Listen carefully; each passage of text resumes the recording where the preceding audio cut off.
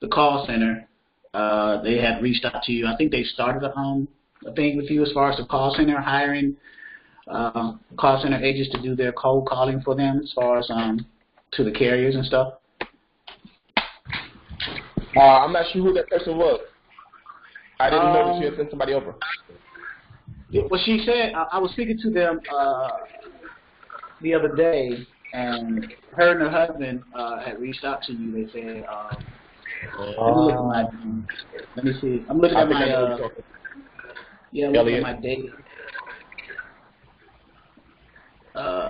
Let's see here. I bet it's Breeze Logistics. His husband and wife team recently joined. Yeah, so husband and wife team. Breeze Logistics. Yes. Ernest. I got already signed up for them. Everything's going good with them. I appreciate the referral. I didn't know that you had sent them over. Yeah, well, I don't know that. I just mentioned your name, and they probably reached out to you. I don't want to take credit for that at all. Oh yeah, I gotta give you credit. We gotta have a package coming your way soon. So I didn't. I appreciate it. Yeah, that's fine, brother. I didn't know. So how's it going on the power only side, or are you moving trucks still? Yes, I got two people that just told me they need a load today. As a matter of fact, two people that just signed up this morning. We still work with the power only also. What most people, for some reason, they've been looking for a little bit of other things though: dry van, flatbed, and reefer drivers when it comes to the call center. But we working on the power only as well. So your power only. What load board are you using? More often than anything, that. Okay. And then what version of that? Do you have your own subscription or? No, I'm using my drivers usually. Okay, so that would be Trucker's Edge. Yes, Trucker's Edge, and actually I have both. I have Trucker's Edge and the other one, PowerDAC, both. Yeah, PowerDAC. You have the broker level one. Right. So are you finding? What about Internet Truck Stop? I'm gonna open up Internet Truck Stop. I haven't been using that one too much. Internet Truck Stop is good, but I just haven't been using that much lately. Okay, so are your power only guys? Where are they in the United States? What state are they in? I got one of them who, with the latest load, they just asked me to leave out of Georgia, and that one can go to Cali, but anywhere in the south or west. And then the second one, they have two trucks in the Maryland and Maryland and DC and Virginia area that they said they're driving from right where they're stationed at, and they go anywhere north or south, but prefer not to go all the way to the west. Okay, so the one in Texas, what city in Texas are they? The one in Texas, I just gave them a load. That was a different one. I'm talking about Georgia mostly. Georgia ATL. Also Atlanta. Yeah, they're looking for going from ATL. They said they can go. They said that one can go to Cali, and they want to be $2.25 a mile. Yes. So that's the only state that they want to go to, is from Georgia over towards California for the power only? Actually, they can go anywhere, but they prefer that Atlanta truck to go to the west if somebody's going to go west, instead of taking the one going from Maryland, D.C. all the way to the west. They want the one from Maryland, D.C. to go north and south, when the ATL one can go to the west. But either truck really, they're trying to cover it like that, where the Maryland and D.C. one is already up a little bit north, northeast can go north and south, and the ATL is going more east and west. Right. So they're OTR. Okay. So they're strategically planning one truck to go in a certain region and another truck to go in another region. Yes, indeed.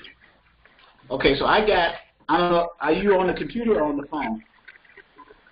I got both right here. Computer right next to me. Okay. I'm sharing my screen and you can see it. I'm looking at different areas of the country for power only in multiple states, heading west from Atlanta. For are they available like tomorrow? Or are they available today? They're doing their reset, and they said till Tuesday actually. Tuesday. Yes. I was looking early for them.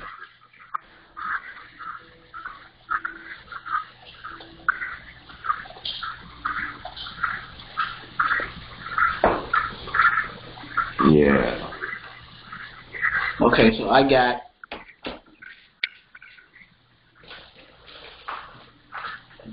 see a $4,000 one for power only, but it's not. That's a nice look.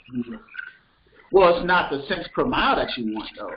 It's with a power only. Yeah, with a power only because you don't have a trailer with it. You're gonna be hard pressed. But I mean, going over OTR, but short distances you might make that up. But that 4,000 picking up in Atlanta, going to Stockton, California. I don't know if you can you see my screen? So I see it. Okay, so 4,000 and then 24. That's $1.65. That's interesting there.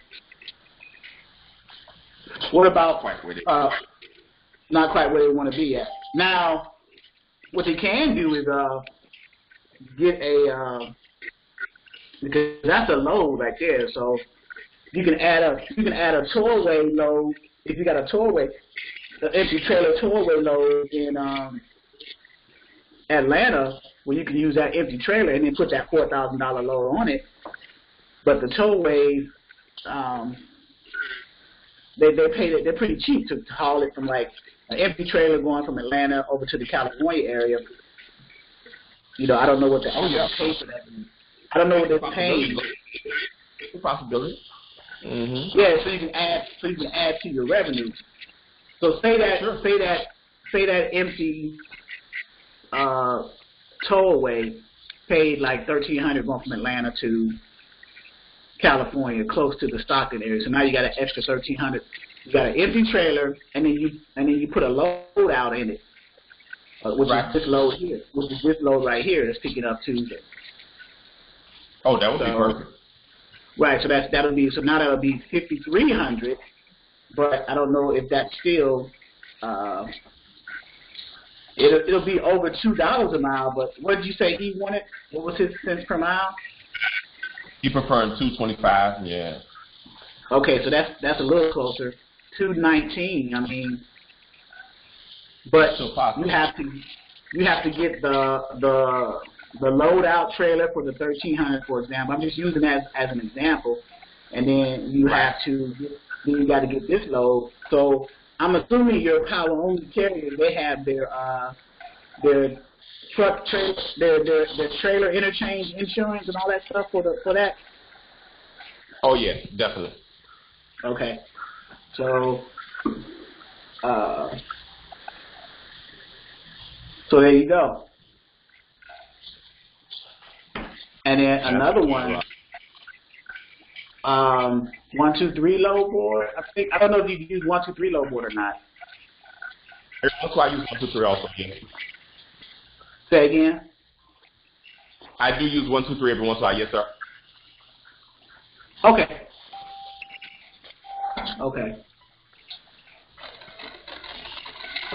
So let's log into that one here too,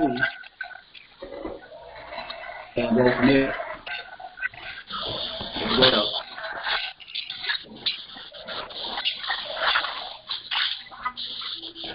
and let's see here.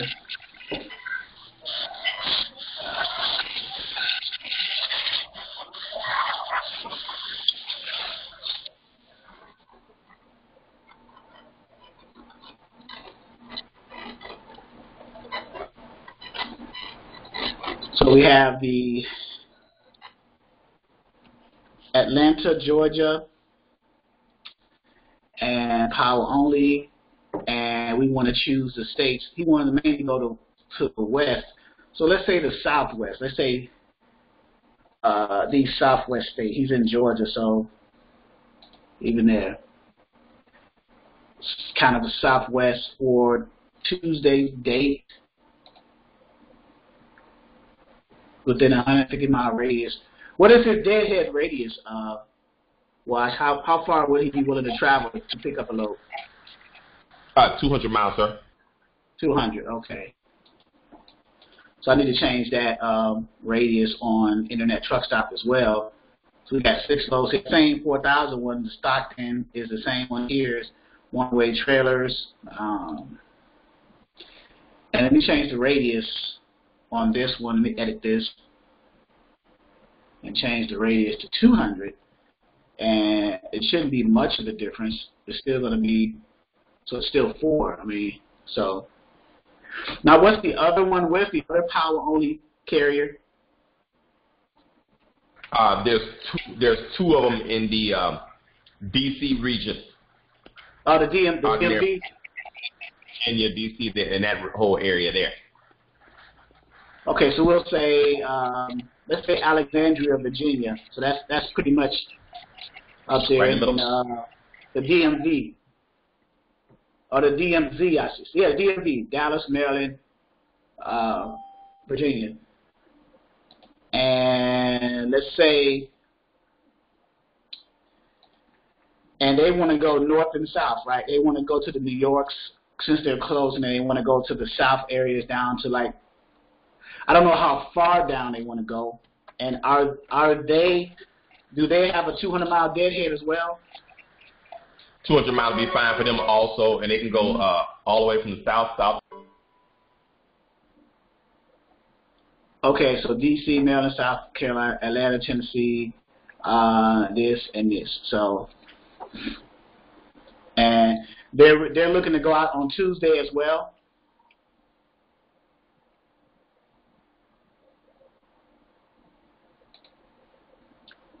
I think I lost you there.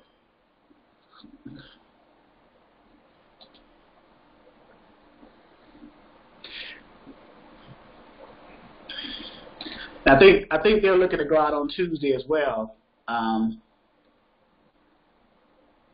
So, oh, I lost him. Okay, he has to reconnect. He's out of the country, so, but power only. All right, I lost you there. Yeah, I lost you there for a second. Yeah. That's okay. So they're looking to 200. Yeah, they're 200 deadhead miles, and they're looking to go out on Tuesday as well. Yes, and that's just south, just as long as they're not going as far over, like past Texas or past Arizona, just kind of all the way down to Florida, Okay, I got too far west. I got one in Portsmouth, Virginia, which is literally where I'm at, going to Florida. That's 2150 at 9:55. That's 225 right at their marker. Oh, that one's perfect. And it leaves out Tuesday. The brokerage is King of Freight.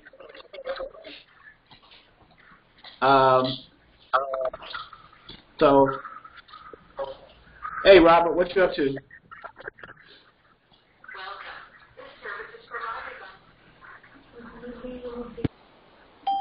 So that's a good one there, Wash, for the power only. So let's get the details of that one real quick, just to give you an idea. So that sounds good. So yeah, so it's King of Freight, special instructions, special information. So even though it's a power only, their special instructions, it's a chassis. It's a chassis load, so you're picking up their chassis. So your driver would need chains and binders. I'm not sure if he has them. Most power onlys don't have. Most power onlys don't have chains and binders. Those are actually reserved for flatbed carriers. But I mean, I'm sure you can get some at a truck stop or whatever, but I'm just saying, typically those equipment types or those tools are usually reserved for flatbed carriers. Right. Hopefully he has my double check. You should have them.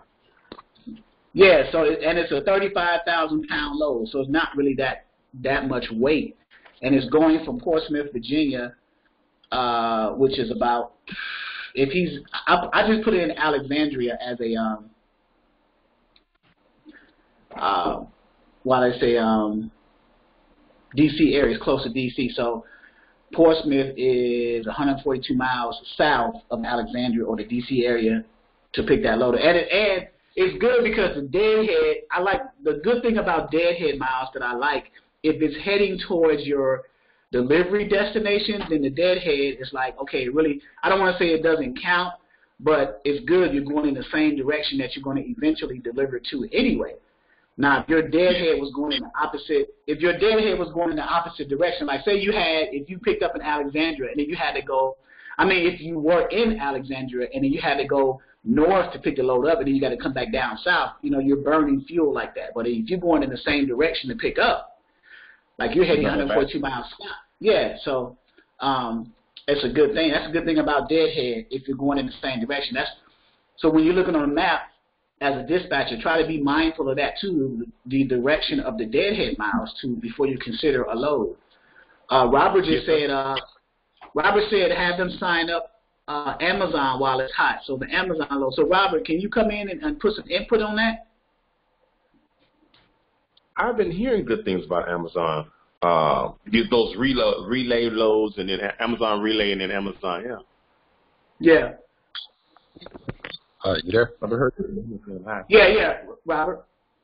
Yeah, of course, Amazon around this time, of the year, they're really hot. The FedEx and the other people that are helping Amazon out, they're really hot right now. But Amazon is really hot right now, and they're moving. Yeah.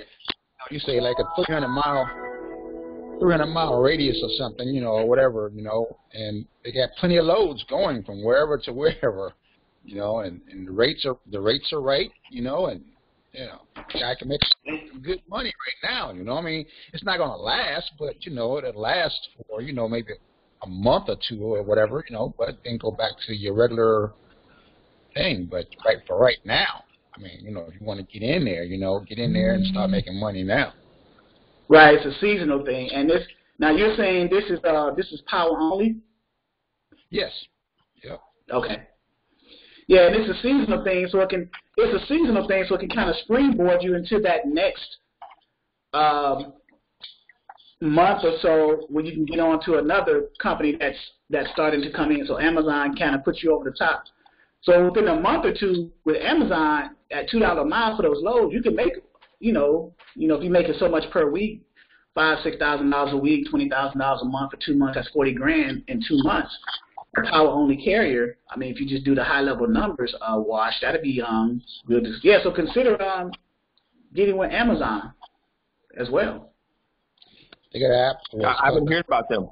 Relay, Amazon Relay, I think it is. It's an app, I believe it is, and you put all your information in there, and then you be able to see the loads. Oh, so yeah, Wash just said that too. He said something about Amazon Relay. So they have an app for the phone. You pretty much put your detailed information in, and I guess your driver will make himself available. And if they have a load available in that area, then you just try to. Now, do you bid on the load, or do you just book the load through the app? You can book it through. Okay, so let's do some research on that.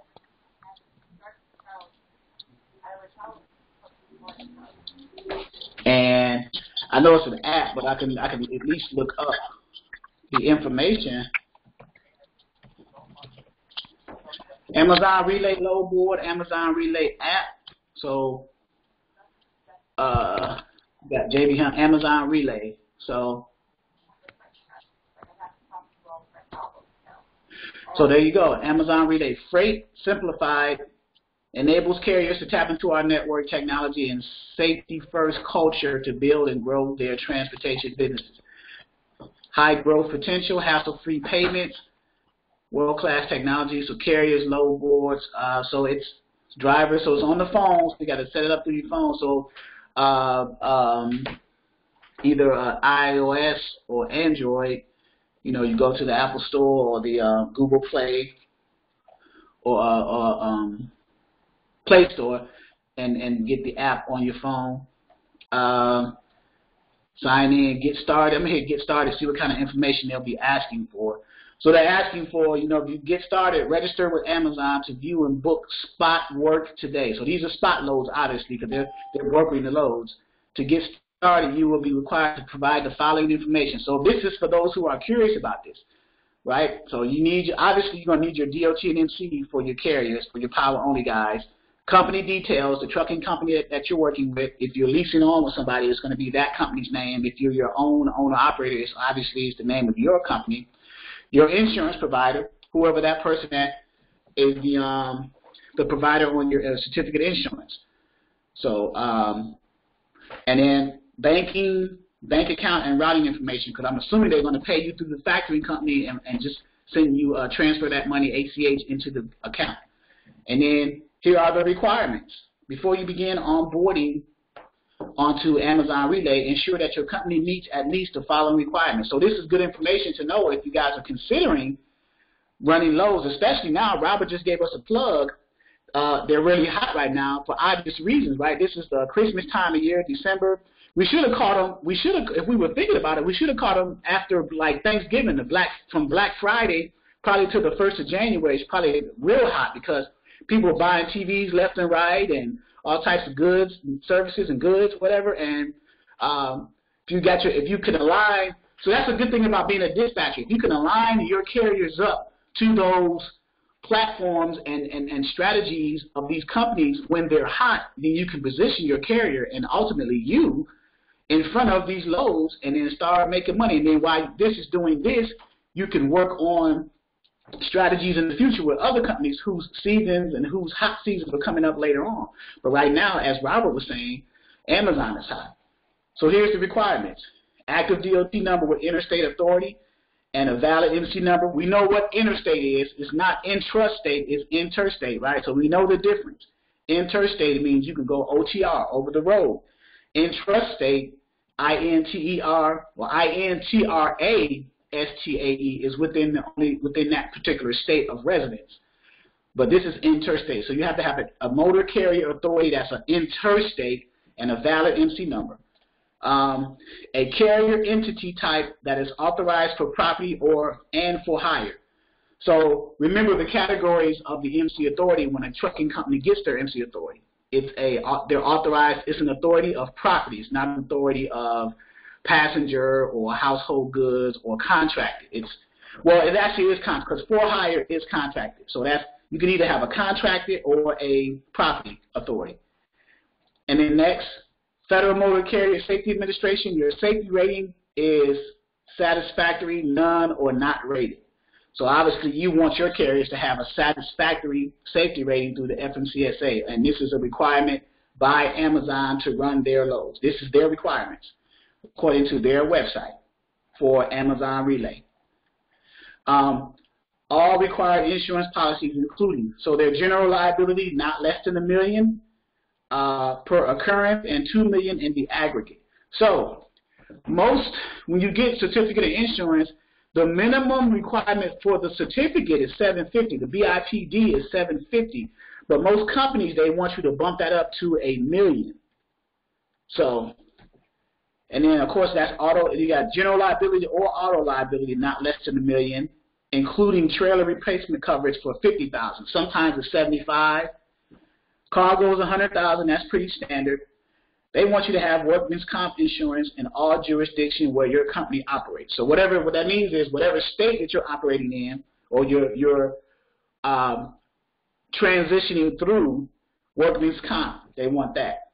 And then employer liability not less than $100,000 per occurrence. So these are the requirements. So if you are in a position, and this is directed to Wash because we started this conversation, if you are in a position to meet these requirements, Wash, and they're pretty simple, and you can either call, like as far as the insurance is concerned, you can call, your carrier can call their insurance agent and say, I need to get my coverages up to the standard that meets the requirements of Amazon Relay while they're hot. So can you do that? And it's probably just an extra $50 to $100 a month to their premium to get their coverage to meet up to the standards. So, and then doing that, once you do all this, then you create an account. So let's create an Amazon account, and then you just go ahead and create the account. Enter your name, their name, email, password, re-enter, create the Amazon account. So now you're doing the Amazon Relay right here. So you follow that so far, Wash? Yes, sir. It makes sense. It's a good idea. You can sign up. Eric asked, can you sign up for Amazon Relay as a dispatcher? Not as a dispatcher representing your carrier, though, because when you sign up, you're representing your carrier. So you're entering your carrier's information here, not the dispatcher's name, because it's the carrier who is having to meet all these requirements, because Amazon is making deals with the carriers. They're not making deals with the dispatcher. So as a dispatcher, remember, you are the middleman between the carrier and broker, or carrier and or direct shipper. In this case, Amazon Relay, I'm gonna reach out on a limb here and say that Amazon is a direct shipping company. They're not brokering their loads. This is a direct shipper. Amazon's a huge company. They don't need a broker. They're so big that they can just they have the capacity enough to bring contracted carriers from all over the country. They don't need that middle person to broker that. Can you imagine if one broker had the Amazon contract? They wouldn't need anything else. So, but as a dispatcher, if you decide to do power only and get your carrier set up with Amazon Relay, when you go to apply for it and create the account, you're entering first of all, you're seeing if your carrier meets the requirements. And then if they do not, then you see what you need to do to help your carrier meet the requirements, namely calling that insurance agents that's listed on the certificate of insurance of your carrier. Remember, you got all those documents back when you signed your carrier up for the dispatcher agreement and profile. Those other documents that we always ask for, certificate of insurance, MC authority, and W-9, well, on the certificate of insurance, it has the name of the insurance agent, the listing agent on that. So you get that person's contact information, and you call them, or your carrier calls them, asking to change their policy number or their information on their policy and get it up to speed that meets the requirements of this particular shipper if you want to run, or if your carrier wants to run for that particular shipper. But a dispatcher cannot sign up for Amazon Relay, but a dispatcher can sign their carrier up for Amazon Relay, because the way it works is that Amazon is contracting with carriers. They're not contracting with dispatchers. Dispatchers are not hauling the freight. It's the carriers. But you are involved because you represent your carrier, as a dispatcher. So when you create the account, you're not entering the dispatcher information in. You're entering the carrier's information, their name, their email address, and then you create a password. Maybe you and your carrier come to an agreement with what that password is, so both of you will have access to it, so both of you can log into the account and see the loads in the area where your carrier is currently located and then book a load. But it's the dispatcher that's going to be entering for your carrier their information, or a carrier themselves will be doing it. So to answer your question, you don't want to put a dispatcher information in, because you're not running that load. You don't have an MC authority. Your carrier does. You don't have certificate of insurance or anything like that. Your carrier does. So, but you are the middleman. You're going to be involved in that process. So yeah. But there you go, Amazon Relay. Amazon is taking over. I saw an article online. I see airplanes with Amazon airplanes, the blue and white Amazon logo. You have the Amazon Flex with the Sprinter vans. The transportation industry is about to be, and imagine, Amazon was just a bookstore starting off years ago. Now Jeff Bezos is like a billionaire, and he does everything. So, and Amazon is all Amazon is a large middleman. They don't really own anything, but they're like the supplier for everything. They're like wholesaling. You know, if you need books, you go to the Amazon website. They have they have facilities all over the country. You order the book, it's shipped out. So they're like wholesaling. They're like the middleman. So now they're trying to become a large middleman in the transportation space, and they're actually doing it. So these other companies are afraid of that. So what do you think of that, Wash? Think your guys can sign up for the Amazon Relay? No, I'm literally working on it right now while you're talking to me and explaining the process. Yeah, I'm going through the motions and getting it started. Yeah. So based off of the requirements that we see, you want to reach out to your carriers and make sure that they meet those requirements. You may want to even copy the link for what we have here and send it to your guys and see, okay, if you're interested in Amazon, matter of fact, I can put the link right here, copy, and click here. So for those of you who are, Amazon Relay is an app that gets installed on the phone by your carriers, and by you actually too as a dispatcher. Your carriers will probably install it first on their phones, and then they'll send you their username and password, and you put it on your phone and just use their credentials to log in.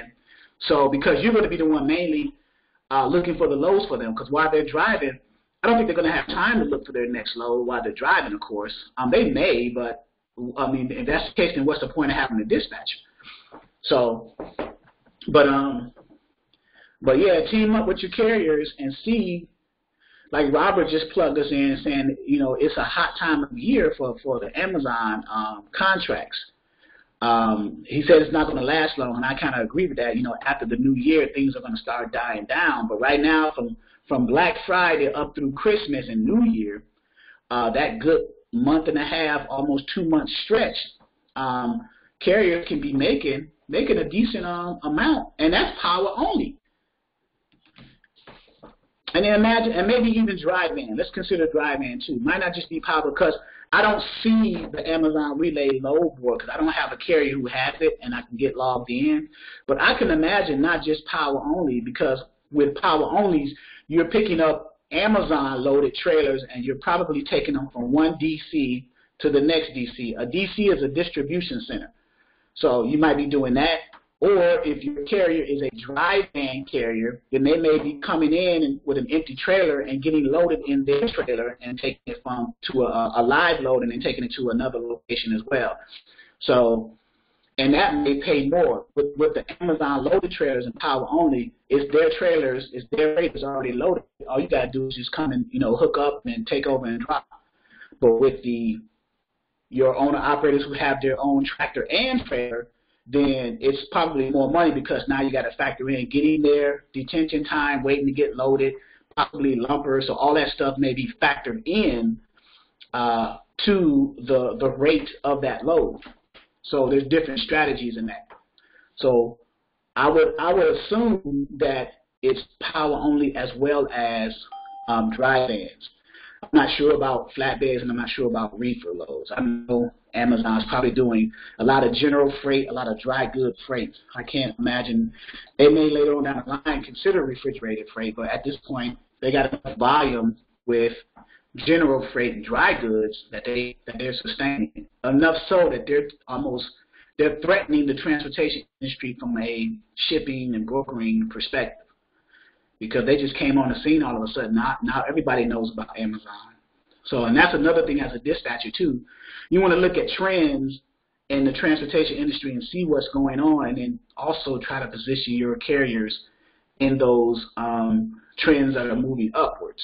And Amazon is a good one, and they're a direct shipper. So, and they're offering an app called Amazon Relay to give carriers an opportunity to get involved. So this is direct shipper giving you an opportunity to get involved with their freight right now, and they're telling you and showing you their criteria. So now as a dispatcher, you say, okay, well, gee, they're telling me what I need. All I got to do is make sure my carrier has it, and then apply by account, and then I'll have a log in to their relay load board, their privatized load board, and I'm good to go. So it's rare that you have a direct shipper that does it like that. So Amazon is kind of revolutionizing the process. So another thing that's kind of revolutionizing the process too is something called load stop. I mentioned this earlier, but load stop is a artificial intelligence, or what's called a technology, where a lot of things are going to be automated. So if you guys, I'm going to send you the link here, guys.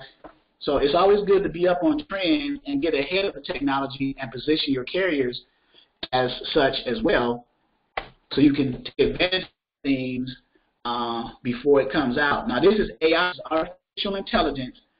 I'm going to say this too from an entrepreneurial standpoint. The moment that load stop, which is autonomous logistics, those who are business people and invest in stocks and stuff, the moment they come out with an IPO or stocks to get into this, I'm buying about 1,000 shares, because this is the future. Mark my words, today is December 8th, 2019. This is the future of logistics, artificial intelligence. I'm not saying it's going to completely replace like drivers on the road. That's probably never going to happen. You have people out here experimenting with driverless trucks. I know you guys have heard about that, but there's been a lot of accidents in the testing phases of that you don't hear a lot any longer. So there's going to always be a need for drivers. If all the drivers shut their trucks down right now, the economy will crash. So that's how important the transportation industry is, because there's so much things that is driving the economy in the transportation industry. All these goods have to get to these locations in order for businesses to make money. So if that was to stop, then the businesses would stop. So let's see. Okay, Robert. Oh, that's your new business. Titanium 2 LLC. Okay, Robert has this business called Titanium 2 LLC. All right, Doc. But yeah, I'm looking to do a demo with Smart Dispatcher, Visibility 360, and Smart TMS. This could change the nature of a dispatching business or a brokerage. Carriers, shippers, brokers, dispatching as a service. So this is all automated. Everything's going to be automated in real time.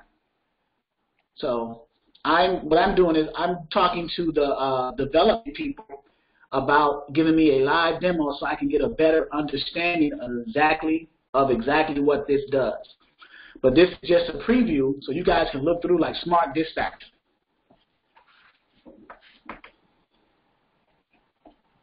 Automate your load sourcing with Smart. So in other words, they find the loads for you, book the loads for you. All you got to do is just sit back and collect the check, in other words. So if you read through this stuff, truck posting and sourcing, automatically post truck capacity and send emails to broker/shipper networks. So they're doing it for you using what's called intelligent bot, automated. They'll do the search for loads 24/7 and partner. So they have a bunch of networks that they're partnered with, and they'll do the load for you. And partner networks and load boards based on fleet schedule. So everything is. So once I see the demo, I have a better understanding of it. But I kind of get an idea of going with it. So, and I got to set up another demo because they didn't get back with me the second time. So let me put my information in here now. Topic, request a demo. Please call to set up demo. Week of what's tomorrow's week? Week of the 9th, week of 12/9/19. Anytime after 5 p.m. Eastern Standard Time. So you guys just actually saw me in the recording request another demo for this company. So any questions? Because I want to do a little bit of Q&A today. Yes, one quick question. Do you ever use TQL's app or Convoy app or the Uber Loop also. They're pretty good, but I was just wondering if you ever used those too. I have a long time ago, TQL. I still have a login for one of my carriers to TQL, Uber Freight, and Convoy. Those are pretty good. Those are mainly, though, I'll be realistic with you, Wash, and everybody who's listening, those are really good for, like, backhaul stuff. The point of dispatching right now is to get to a place where you have your dedicated lanes going out. And I know as a beginner dispatcher, we may not be there yet, so you have to rely a little bit on the load boards to find loads or be a part of a network of other dispatchers who may have access to freight from different sources. So, but the goal is to move toward dedicated lane and rely a little bit less on the load boards. The load boards are still a good learning tool because you still need to know how to navigate and know what different terms are and how to the lingo when you're dialoguing with the carriers, the lingo when you're dialoguing with the brokers, and and even in negotiating without negotiating, so you still need to have an understanding of load boards and what the purpose of the load board is.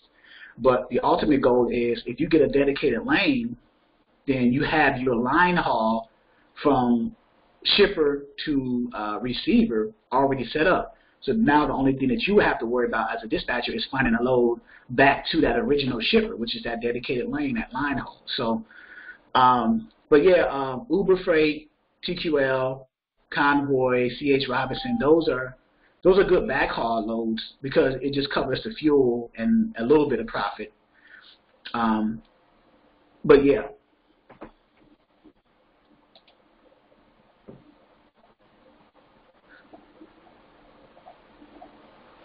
Any other questions? I'd like to welcome Yusef. Of course, Robert is Titanium 2 LLC. That's his company name. He's official. Congratulations, Robert. Let's see. I got Alicia Hartfield. I think Alicia's a guest. Of course, Wash, Eric, William McKenzie. Hey, William. Can you unmute yourself, William? I'm thinking this is the same William that's been talking to me for a minute. And, of course, I know Mike is listening. I'm not sure if he's – well, I'm not Mike, are you at work or – No, I'm here, William. Charles. Hey, William. Hey, Charles. How you doing? Good morning.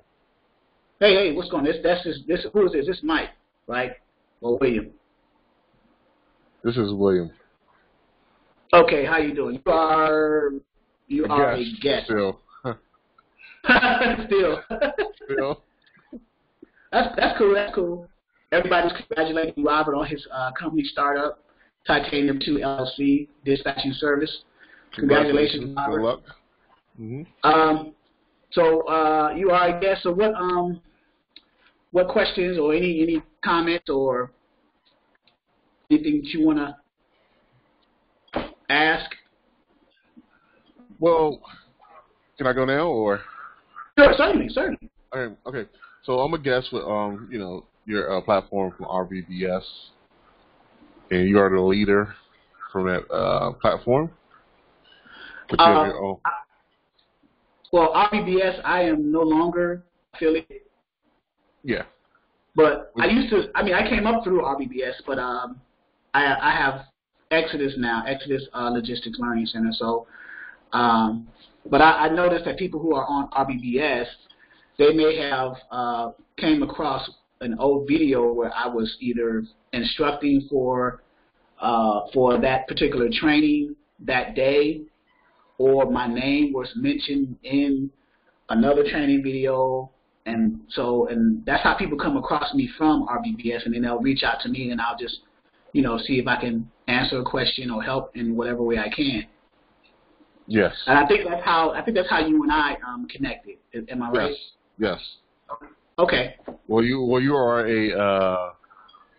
a protege from that platform. Correct. You know what I mean? You yes. started up your own platform, which is doing good, and I enjoy visiting your segments every now and then to stay informed. So so I'm assuming you're learning from RBBS as well, or getting as much as you can. Yes, getting much as I can. But like I told you before, you more hands-on and you do stuff in a real-time atmosphere versus, just talking about a situation. Okay. So what can I do for you now that's hands-on, or what question do you have that we may?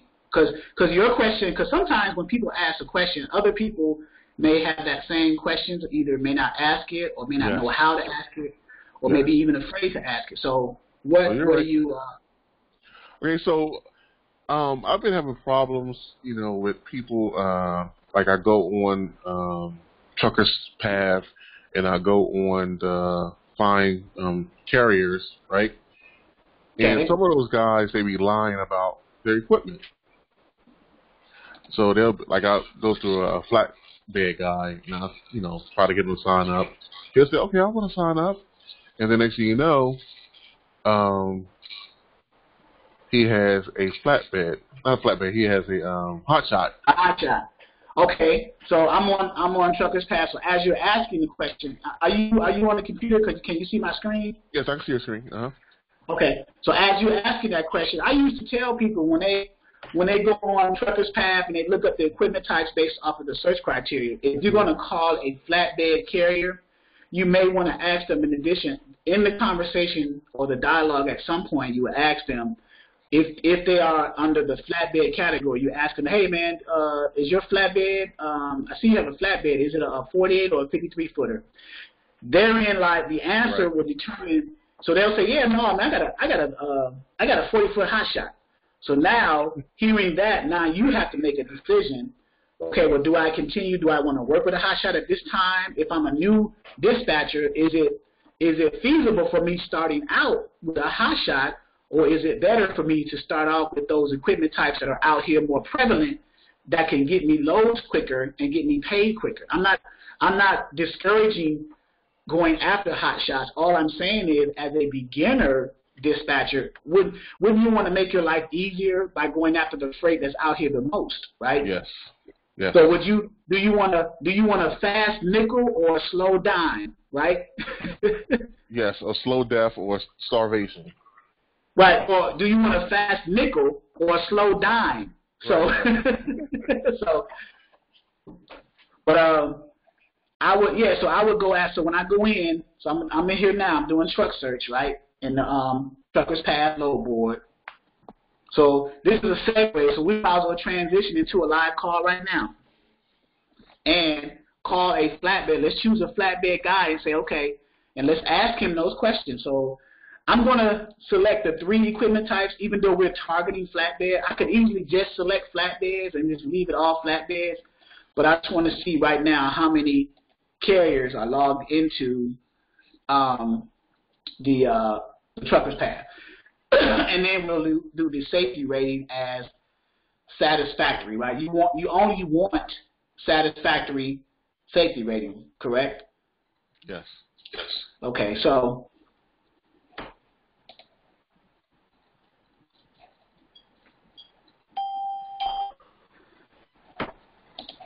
now, thanks for that comment, Mike Mack. Okay, so now we have one right here, and he's in Kentucky. Dr. Dr. I think I called this guy before. I think I talked to him before. I think we had a conversation with this guy. If I check my notes, I think we had a matter of fact, let me check my notes real quick, because I wrote some stuff down for somebody, and I think he was one of the ones that we called a while back. But I'll see what's going on with him again. This is Delbert Forbes. That name sounds familiar. I don't forget names too often. I know I'm older. Let's see. Yeah, William says, yeah, he is. So let's do this. So we don't have to go through. I'm going to put up vetting stuff to the safer website. You know, they're making sure that they're not part of a brokerage, the whole double brokering thing, right? So I'm going to copy, right?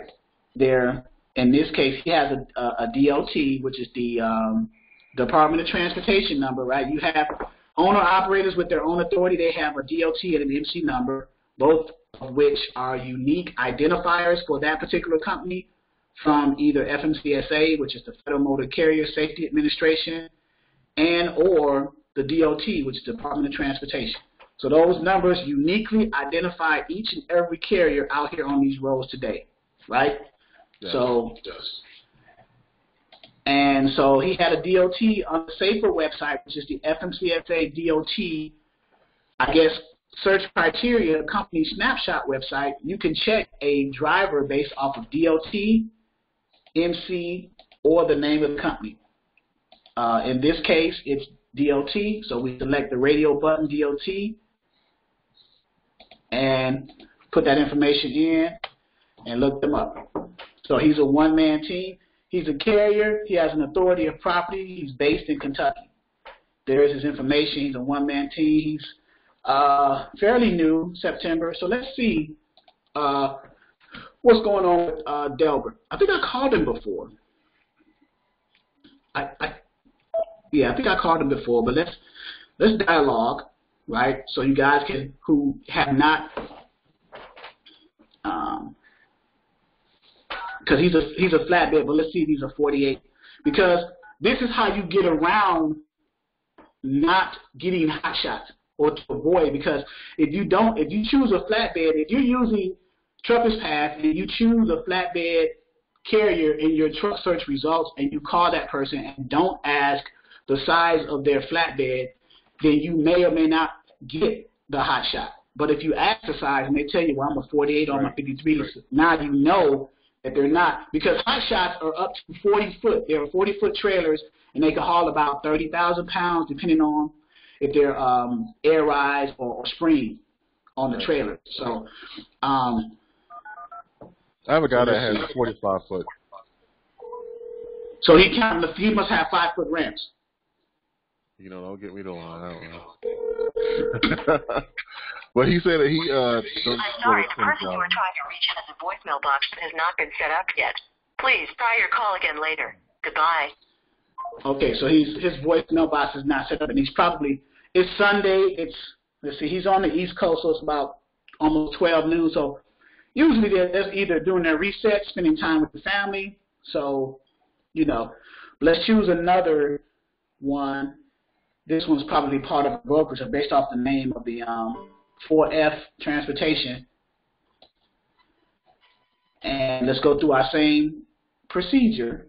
He's in Missouri, Clark, Missouri, so he's on Central Time, so he's an hour behind me. So it's 12 noon here almost, so it's about 11 a.m.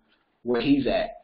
But let's do our vetting. You always want to do your vetting to save yourself that headache of calling someone who's a part of a brokerage. So he's a carrier. So he has 2 units, 1 driver. So he may be team, but he has 2 trucks, or he may use 1 truck and have the other truck leasing it, using it with another driver, leasing under his authority. So let's see what Tom found. And you gotta have thick skin too. I want to call a carrier who's just real nasty, cussing and everything, because you know why? Because I want you guys to see how to respond to that. I mean, you don't get upset or scared because the person don't know you and you don't know him. He's on the other hand. What are you gonna do? Reach his hand through the phone and choke you or something? You know what I'm saying? There's no point. I mean, you're gonna get carriers who have attitude. Why you calling me? Blah blah blah. You understand? Yeah. So it's not the fear. That fear of that is like it's totally a myth. False evidence appearing real, right? That's what fear. That's the acronym. And also, if you get on the other side of fear, success is on the other side of fear. Fear is like it's an illusion.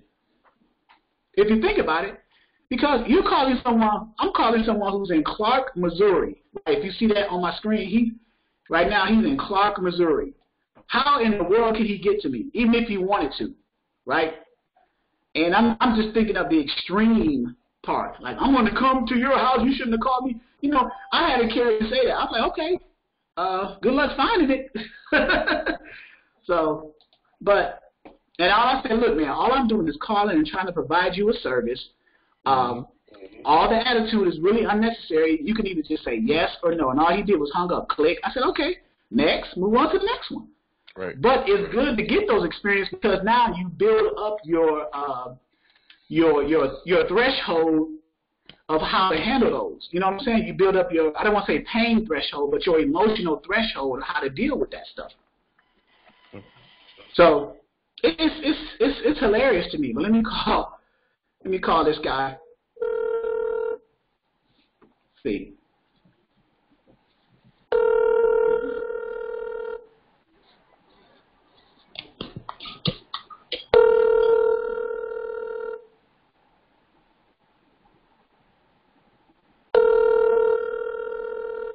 He may answer or he may call back. So while I'm training, he may call back, which is cool. You have reached the voicemail box of 5732688. I'm trying to do a live call for you guys. I'm trying to reach this Fountain. My name is Charles with Exodus Dispatching Services. Trying to see if you're under load or looking for a load. Also trying to see if you have a 48 or 53-foot flatbed and where you're looking to get those out of. We're moving toward, our company and network is moving toward dedicated freight. So I'm trying to see if you want to align yourself up with that. Give me a call back at this number that you see on your call ID. Otherwise, it's 757-515-1684. Thank you. I mean, that's simple, right? So he may call back, he may not. He'll hear the voicemail, and then he'll make a judgment call based off of what he heard, right? So I didn't even have a dialogue with him live, but at least I left a message and an opportunity for him to respond to it, right? Mm-hmm. And that's not a cold call, but it's more like a warm call, right? Can I ask you something, Charles? Yeah. Okay, so when you do your cold calling, right, do you have some type of system that you use? Because I use Vonage. No, I got to. You want to see my system? Can you see my screen? Yeah. Here's my system right here. Cell phone. I'm telling you, I'm going to be as real with you as possible. You can do all the ring centrals and all, the voice over IP. That's cool. That's cool. But this is what I do, and I'm not knocking what you're doing with the Vonage, but I'm trying to reach the audience who are very new, very beginner dispatchers, so they're not going to have all that stuff set up. You know what I'm saying? No, so I'm trying to show them that it's still possible to do it with just the basic necessities: a laptop, a simple phone, and a printer or whatever, internet access, basic necessities. And I've been doing this for 2 years with the same stuff. This phone is 2 years old. This laptop is about 5 years old that I'm training on right now. And I got printers upstairs in my home office. You see what I'm saying? So, yeah. I can easily get the technology and everything. That's fine. But if I'm doing the same thing without that technology, so now I don't have the overhead. Right. You see? So, and I'm trying to do it from a basics perspective to show the beginner dispatchers that it's possible, and not to, you don't want to grow your overhead too high and too soon, because especially if you don't have resources to get started like that. True. So I want to keep it simple. Go ahead. Oh, and another question for you. So, thank you for the information. I know that they tell people to use Quick Transport to find, the companies and stuff under the company profiles, but 90% of those companies are out of business. Right. Then that's number one. I used to use Quick Transport solution, but once I discovered that, among other things, that they're out of business, and the information on the website is a little dated. Yeah. So it's outdated. So I don't use it. So why would I use a resource that's outdated and I'm always getting negative results? So I would be better served using Google to look up information. Or I got a new resource. If you are a member. Huh? Show it to me. I'm doing it right now. Going to DAT Truckers Edge. Okay. And let me exit out this one off the website. I'm going to leave Trucker's Path and Safer up, but here's DAT Trucker's Edge. If you are a member enrolled in this platform, you'll have access to DAT Trucker's Edge. And let's see, I see somebody said something in the chat. Oh, Robert said, appreciate you leaving a message. Yeah, you leave a message. Leave a message sometimes and get the response, because now that's a warm call. It's not a cold call, because now you're leaving the ball in the carrier's court. Now you're providing. So when you leave a message, provide enough detailed information for them to make an informed decision as to whether to call you back or not. And so the question becomes, what is that detailed information? Well, you want to explain to them who you are, the type of service you're providing for them, and how you can benefit them. Right? Yeah. That's what you're doing. So it is sales. So you're in sales, and which is cool, but there are strategies to that. So, all right, so let me see here. So in DAT Trucker's Edge, this little orange thing or red, whatever color this thing is, you click this, you go to Tools, you do the drop down there, and it's called DAT Directory, right? DAT stands for Dial a Truck. That's what DAT stands for, Dial a Truck, right? So now you get to this screen here in the DAT Directory. Okay, you guys are with me so far? All right, so now right here it says, I want to, ... I want to, the third one down, research new business partners. You click here, now you open up another search thing. So now you can do company name, company type. Company type, I want to go after carriers. So I'm going to put carriers. So now you want to go to, let's say, where are you now, William? What city? From Philadelphia. Okay, so you're in Philly. So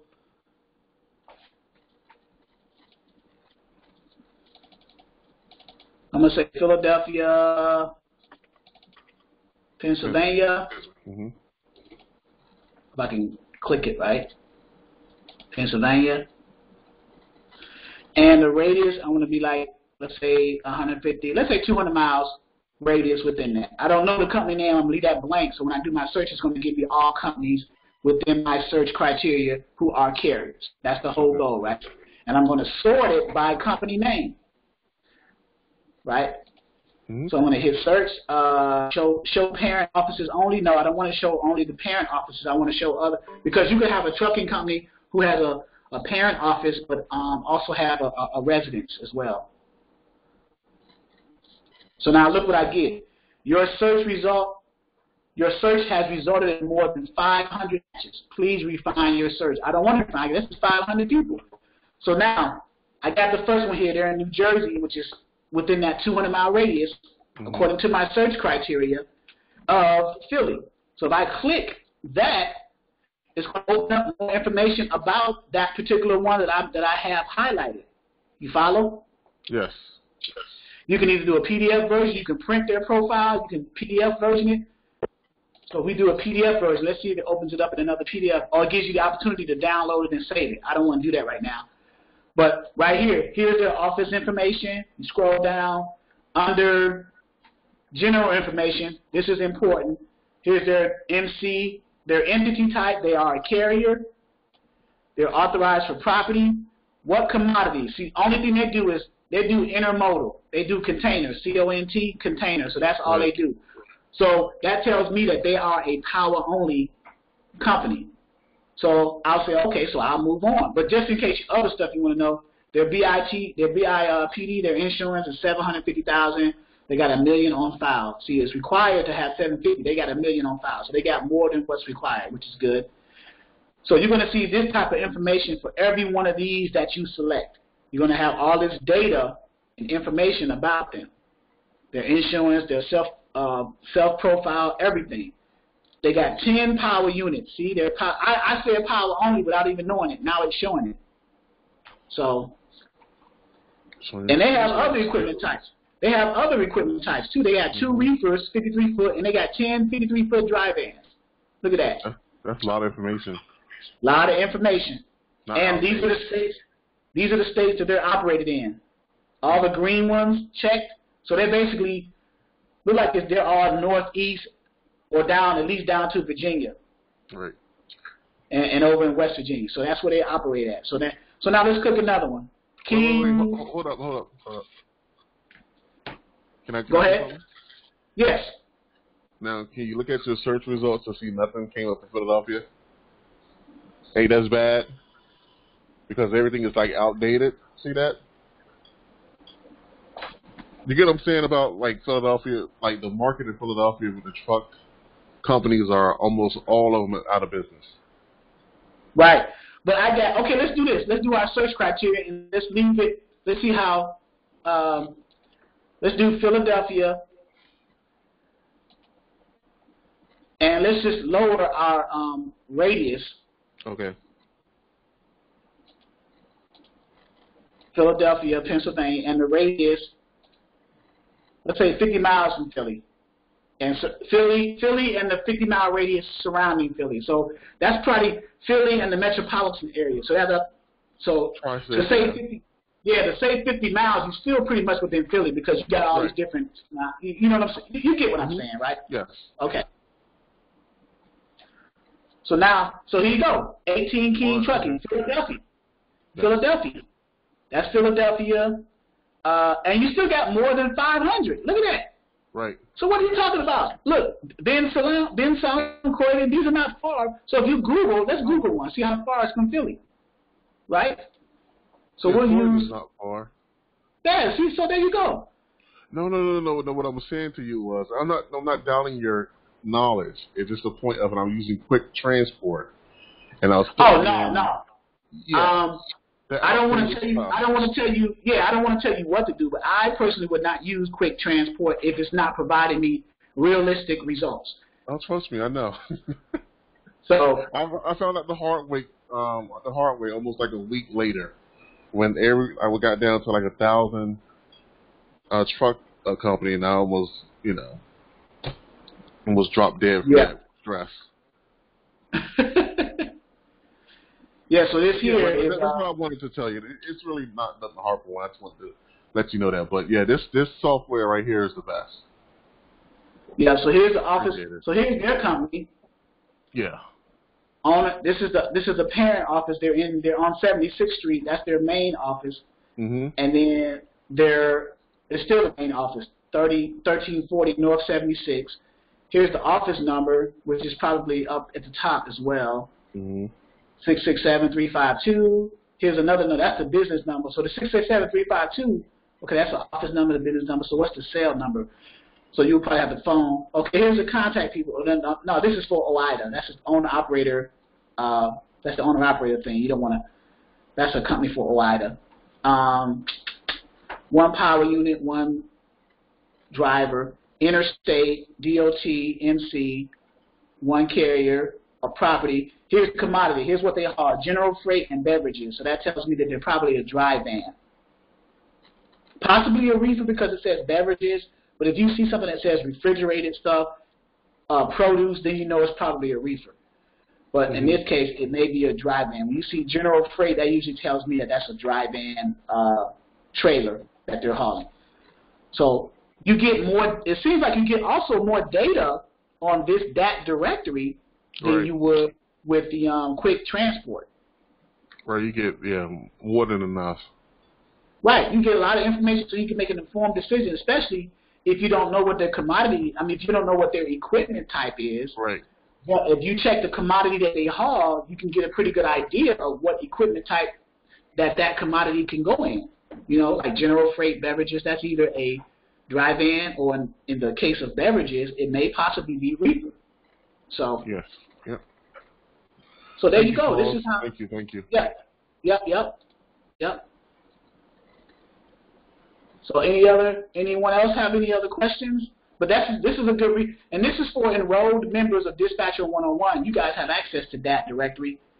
So if you want to get away from the conventional trucker's path, or if you want to use that directory as another source for finding carriers. So now not only do you have trucker's path, now you have that directory, and you can drill down to a specific area that you want to go with. Say you want to target a specific state or city within the state, you can find carriers locally, because say as a dispatcher, you just happen to be fortunate enough to come across a shipper that says, hey, and you talk to the shipper in such a way that you convince the shipper that you have a fleet of trucks, right? Don't say dispatcher to the shipper. Say I'm a fleet manager or fleet operator, operations manager for a large network of assets or truck or owner operators. They'll say, oh, really? How many? Because the shipper, they'll be like, okay, I need 20 loads a day moved. So if you got 20 trucks that can be at my loading dock or facility within the next 2 or 3 days, then, we can talk business. So now, where is that shipping facility? Let's say it's in Philadelphia. So now you're looking the Philadelphia area or within the 50-mile radius and find 20 to 50 trucks, and then you call those based off of your vetting process first. You make sure that they're carriers, they're authorized for property, they have the right equipment type, and then you call them and then you pitch to that carrier and say, hey, I got a direct shipper within the same city that you are right now that can get you loads on a daily basis or weekly basis. And you don't have to travel that far, especially those carriers who want to stay home. They'll be more than willing to. And then you go back to the shipper and say, yeah, first you got to get that carrier under a dispatcher agreement. So you convince them to say, okay, I got access to a direct shipper, not a brokered load. So you're keeping all your money minus my percentage as opposed to having a brokered load where money is taken off the top, right? So that's the difference between a brokered load and a direct shipper load. They're keeping the money with the direct shipper. So you convince the carrier, say, okay, yeah, send me the dispatch agreement. They fill it out, return it, along with the other documents, of course, W-9, certificate of insurance, and MC authority. And then you keep that on file for yourself.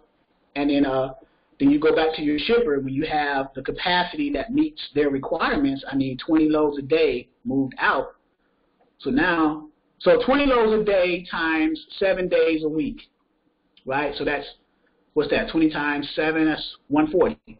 So you can I would get like 20 trucks, I get like 60 trucks.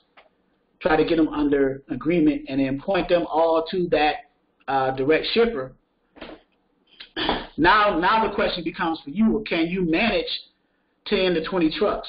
Or do you have to probably hire sub-dispatchers under your company now, especially if that shipper is paying pretty well and they're not going very far, less than 1,000 miles, and they're paying like $3,000 for the loads.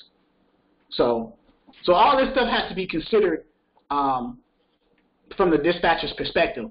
But first and foremost, we have to get started from a basics perspective, from a basics dispatcher's perspective. We have to learn the process and then think long term as opposed, getting direct shippers and growing and scaling your business. But you first have to establish that foundation first.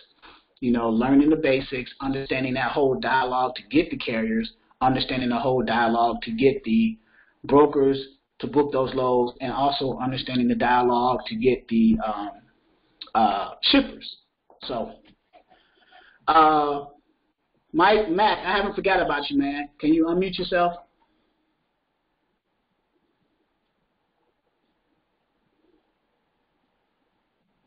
Yo, what's up, Charles? Hey, how you doing, Mike? I'm good. How you? What's going on? All right. I know you. I'm assuming you're not at work today, right? Nah. Okay. How's it been? Anything on your mind that you want to talk about? Nah. Only thing I want to talk to you about is that shipper agreement you were talking about before.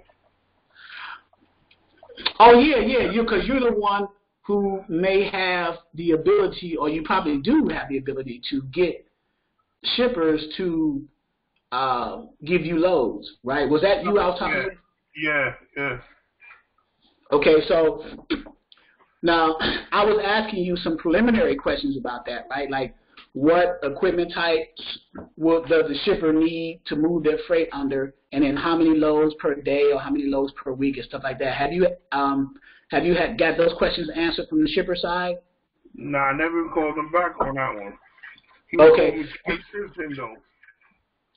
Yeah, because the reason I'm asking that, so we need, as our dispatching network of people in Dispatcher 101, we would need that information. So when we go after carriers, we want to position them in front of the loads of your shipper.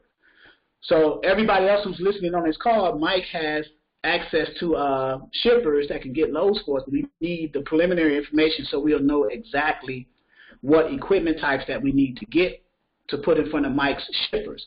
Also, too, if you get carriers under a dispatcher agreement and then move loads for Mike's shippers, then of course Mike needs to get paid for that as well. Even though they're not his carriers, you know, that whole 2.5% or whatever percent that you guys agree upon, I would rather you guys negotiate it amongst yourselves. I don't want no involvement in the percentage because I'm just networking you guys together. I don't want to get paid for that at all because I didn't do any work. My whole point of the platform is to network everybody together so we all can benefit, right? So let's say, for example, Mike provides a shipper who needs to move 30 loads a day. They're pretty big and they're paying decent cents per mile, like $2 a mile, $2.50, maybe even $3 a mile. And the shipper says, well, I need either a dry van or a refrigerated reefer equipment type. So now, and Mike advertises that, puts it in the network, the Facebook groups, the chats and everything, and then Mike says, okay, I got these shippers.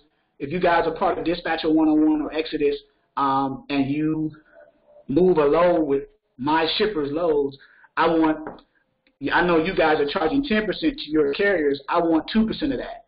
So basically you're getting 8% because it's your carrier, and Mike is getting 2% or 2.5% or whatever you guys agree to because it's his shippers and he provided no steady loads. So Mike is getting residual for that because he provided the load even though they're your carrier. So that's what's called business and barter.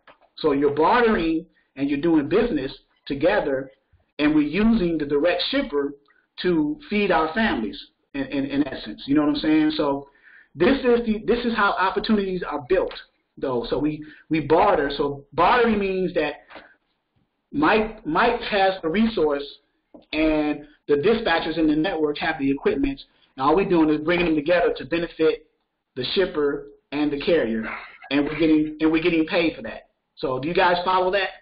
Mm-hmm. Okay. So now Mike, what Mike has to do is Mike has to do a little bit more homework to get. So what do we require from Mike? So let's bring that out, because Mike has a strong feel that he's going to get these shippers. So what do we require as dispatchers? So number one, we need to at least know what equipment type this shipper requires to haul their freight. What are their lanes? What are they paying? What's the cents per mile? How many loads are they moving on, and how frequently? Are they moving them daily? Are they moving them weekly? Things like that. So when Mike gives us that information back to the network and we funnel that information back in the network, now we as dispatchers who are in the network, we can target areas where those lanes are. So say, for example, he has a shipper that's in, let's say, Norfolk, Virginia, and they need to move loads within a 1,000-mile radius all over the country, but it's only 1,000 miles, and they're paying $3 a mile, and it's a dry van or a reefer load. So now we have a target market. So now we can campaign in those lanes for carriers, get them under a dispatch agreement, and market to them saying, hey, we got direct shippers that's guaranteed, well, not guaranteed, but that can give you dedicated lanes and for $3 a mile within a 1,000-mile radius. So carriers say, okay, I got dedicated lanes, $2 a mile, 1,000 miles, so that's a good consideration. Sign me up. So now as a dispatcher, you have them under your dispatch agreement. Now you go back to Mike and say, okay, I got a carrier for you, or I got 3 carriers for you, I got 5 carriers for you. So now what Mike is going to do, he's going to go and communicate with his shipper representative and let them know I got some carriers, because I'm sure the shipper representative is going to be communicating back and forth with Mike, sending them the loads, saying what they are, where they're going, what the target rate of those loads are, et cetera, et cetera. And then, so Mike is doing his homework on his side, dispatchers is doing their homework on their side, and then eventually when everything gets lined up, everybody meets in the middle. That's how that works. Okay, Charles, can I ask a question? Yes.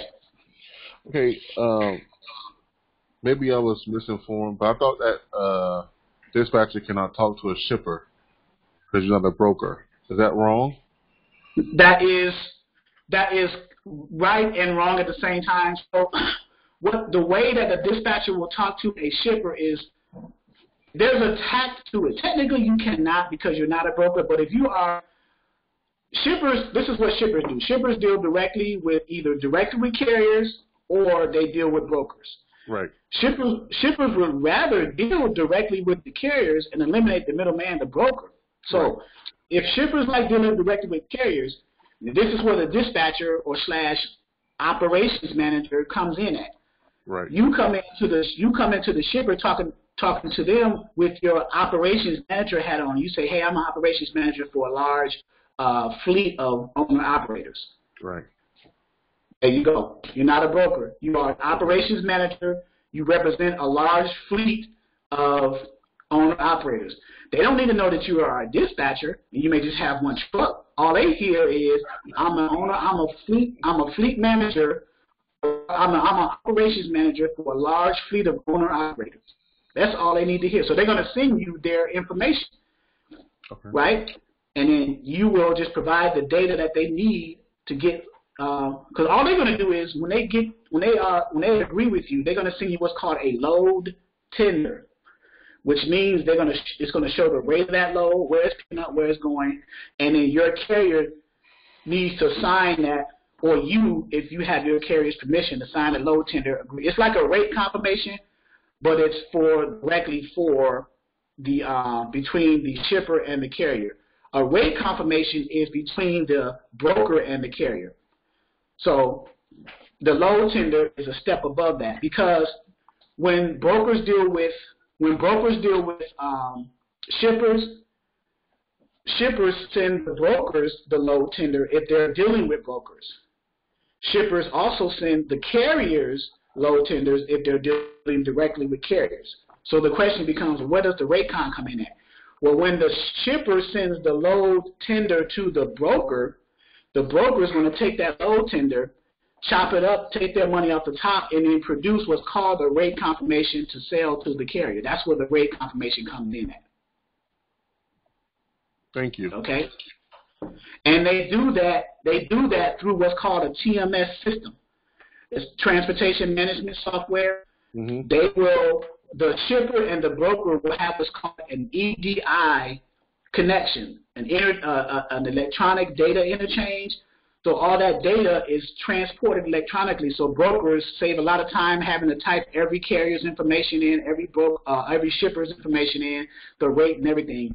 If the shipper sends that data to that brokerage's TMS system electronically, it saves a lot of time having to type all that data. The only thing the broker has to do is change the numbers.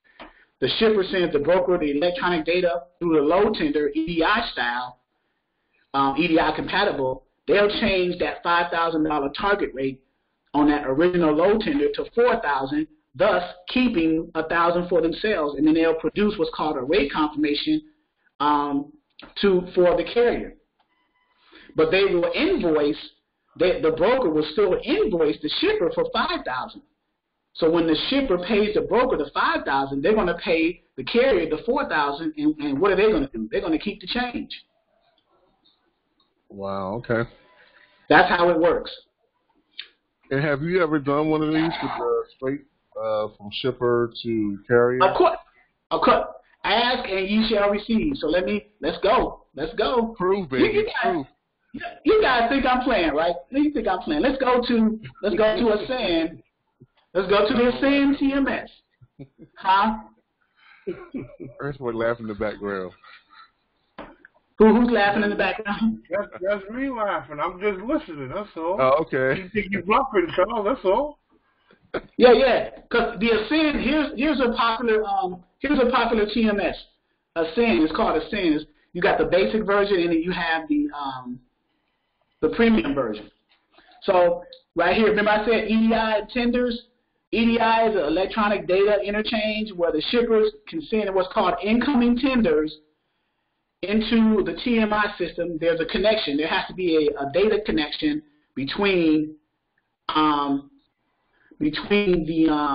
shipper and the broker. So when that data is sent, the shipper sends the data about their load, the target rate, and everything, and then within the TMS system, the broker already have their carriers in their database, and all they got to do is connect whichever carrier they're going to assign to that load at that time, and the data ports into that particular rate confirmation creation area. It's all, so let's go to loads. Go to loads, you can build a load. So you build a load, you can either build it brand new or you can do it with a template. You bring the load in, you bring it in through the EDI portal, and the data's in there automatically, and then you just update the numbers. You change the shipper's name to the broker's name. You change the target rate from 5,000 in this example to 4,000, and then you put the carrier's name in there, and then you produce a rate confirmation. So let's see, let's build a node. Let's say new load wizard. So we can either post a load, search for load. So the load information, the basic load status, you need a carrier. This is where you go to build a load in your TMS system as a broker. And this is just one TMS. Other TMS systems, there's one called Load Pilot, eFreight Solutions. This is just the cheaper of the ones, right? So, but this is the area where you go to build a load. You put in, are you planning? Like, is your load pending? Do you need a carrier when you're building a load? Are you awaiting the confirmation? Is the load active? You go there. The equipment type. What equipment type it is. If it's a reefer, you got to tell what temperature it is. What's the commodity? You know, you got to build it there. What's the length of the equipment? Is it a full load? Is it a partial load? How much does it weigh? All this is here. You put public notes. You have private notes. You have load posting notes. And then you go on to the next one, customer information. So when you build a load, you got the load basics. You got customer information. You have carrier asset information, who the carrier is going to be for that load. So you're in the building load stage of the TMS. But these are the different areas of that process. Edit stops. How many stops for that load? Do you have the financials? How much is it paying? Things like that. The incoming budget. The incoming budget is what the load tender is coming over from the shipper. So let's say $5,000. The expenses is how much is being paid out to the carrier. So then the difference is going to be what the broker is going to get. So you're looking at this. So if you're viewing this, this is from a broker's perspective. Keep that in mind. So if you're viewing this right now, this is from a broker's perspective. So the incoming company is always going to be the shipper. They're sending you their budget, $5,000. The expenses from a broker's perspective is who they have to pay. Well, they have to pay the carrier for that load, $4,000. And then, so what is your gross? Is going to be $1,000. Right? Let's add the line item. Let's say a shipper sends, let's say income from, let's choose one. I got some in here already, but because some of my customers, because these are customers, CMC, Transportation, Optimus Prime, blah, blah, blah. Okay, let's say that one. Select the category. This is their flat rate. You can have fuel surcharges, deadhead, and let's say flat. What's the amount? $5,000. So I'm building, and it's one load, $5,000 target rate. All right. Do I want to include no description, the load? Let's just go save and pay items. So now we got $5,000 that the shipper sent to our. Now, I'm doing it manually. In most cases, when you do build a load, you're getting the information from here, the incoming tender. You hit incoming tender, and this information would already have imported into the TMS system because the broker and the shipper already have those EDI compatible connection. So that data is automatically imported. I'm just doing it manually so you guys can see it. Okay? Okay. All right. So where was I at? I lost it. Build a load. And I lost it. What was that? Finance. So I got to start scratch. I got out of it. So let's choose it again. I'm just throwing things in here. Category is a flat rate, and it's $5,000. Okay? And there we go. Save and go to the next one. So it puts 5,000 right here. And now you're going to add a line item expense for who you are paying it to. Let's say you're paying it to a carrier. Let's say Lowry Carriers. Select the category. This is their flat rate. That's what you're paying them. And you're paying them. Let's say you pay them. Let's say I'm a greedy broker. Let's say I give them $3,500 for the $5,000. Say I'm greedy, right? So this is what you got left. So this is what I get from the shipper. This company here, $5,000. This is what I'm paying the carriers, a flat rate. I'm paying them that. So my total income is $5,000. My expenditures, what I got to pay out as a broker, is $3,500. So my gross profit or loss is $1,500. See that? Okay. So that's how that works. So the transportation management system is just a database of information from all your customers who are your shippers, all your carriers who you have under contract or under an agreement, and it does document management, reporting, accounting. It does rates. You can check rates, InstaRate, look up the rates and compare what they are, all types of things. You go to the dashboard. You can actually go to the dashboards and see national averages in real time. Right here, the last 7 days, last 30 days, but right here, fuel, current fuel. So on the highway, diesel fuel, the U.S. average cost is $3.07 per gallon. And also it shows you the current rate index. So the national van spot market rates right now is paying $1.89 a mile for vans. It's paying $2.19 a mile for reefers. It's paying $2.15 a mile for flatbeds, and that's up 4 cents. This is up 3 cents. That's up 7 cents. So this is in real time. Rob said these brokers are taking all the money. Yep. But when you are from a broker's perspective, you also need to have all your tools lined up to effectively run your brokerage. But if I was a broker, I would try to give as much more money to the carriers. That way the carriers are more willing to move your loads for you, because I'm thinking in terms of volume. So if I get carriers who are satisfied because I'm paying them well, then they're going to want to move more loads for me, which means they're going to move it safely and get it there efficiently, which is going to look good in the eyes of my customer, who is the shipper, who in turn is going to provide me more loads. So again, I'm thinking about volume. So I'd rather pay you so remember that question I said, do you want the fast nickel or the slow dime? I want the slow dime. Right. Right? So, all right, so let me log out of here. Any other questions? Okay, I have another question. So when you're doing like the shipper to carrier, or you acting as a fleet manager,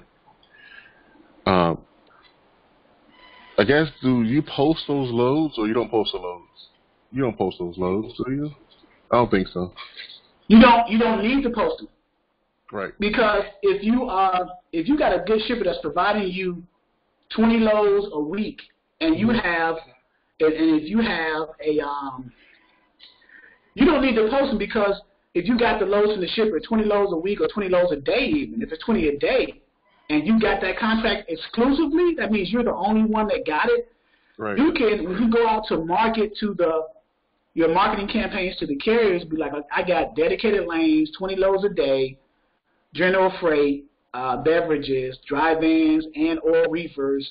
I just need you for a dispatcher agreement. And then once you build up 20 carriers, you got the lanes already. All you got to do now is position those carriers in those lanes. And the way to do that is you're going after carriers who are already within the lanes within a certain radius, within a certain deadhead mile. So within 100 miles or within 50 miles. Okay. So you really don't have to go far. Right. Got it. So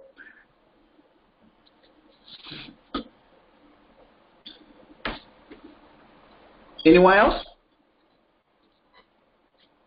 Mike Mack said, yes, I'm working on a contract. So yeah. Oh, okay, Robert has said something to it. Mike, line your agreements up for your protection. That's correct, yes. So yeah, Mike is working on dealing with the shippers. It's just the angle or the methodology that you do it with. You know, you're an operations manager for a large fleet or a network of owner operators. So, or even if you go in as, let's say you get a dispatch agreement for a trucking company that has 5 trucks, right? 5 dry vans, and this is directly at Mike.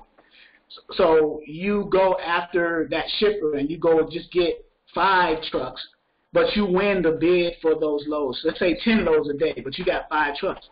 You still position your 5 trucks, and then you just come to the network and say, okay, I still got 5 other loads a day that I need moved for this shipper that I just got these loads from. So you're not even posting. You're posting them in a sense, but you're not posting them on like conventionally on a load board. You're coming to the network and letting the network know that you have direct shipper freight. I got 5 with my carriers, but I still need to satisfy my customer with these other 5 loads covered. Are there any other dispatchers in the network who can cover these loads? You know, and I charge 2%.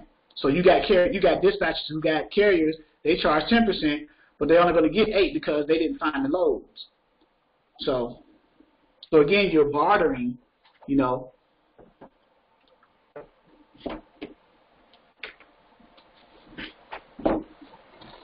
Hey, Charles, is it illegal to create your own little load posting within your community, like a group? No. Okay. You said it's illegal? Like illegal. Oh, illegal. No. Why would it be? Okay. No, it depends. I guess it depends on how you're looking at it. Like if you're doing it like and pretending to be a broker, then I guess you're treading water with that, right? Right. So if you go to I guess what you're asking, and correct me if I'm wrong. So if you go, let's say I go to a load board and I see a ton of loads for dry vans in a certain area, and I copy and paste that information onto my local network, looking for whatever. I don't know what the purpose of that would be, because you don't have the loads. You just took information from a load board, put it into another network, and I don't know what the goal with that is, because you don't have the trucks yet. You don't have the trucks yet, nor you don't have the relationship with the brokers. Now, let's say you booked the load for one of your carriers, and then over time you formed a relationship with a particular, let's say Coyote, for example. You formed a relationship with the broker who calls you all the time. Hey Charles, or hey Mike or William, you've been moving loads for us with your carrier pretty good. Can I call on you every now and then for other loads? I say, yeah, just email me your loads. So now you got a relationship with that broker. And you say, well, look, I'm going to put your loads in my network. Broker say, fine. Broker will, I don't care.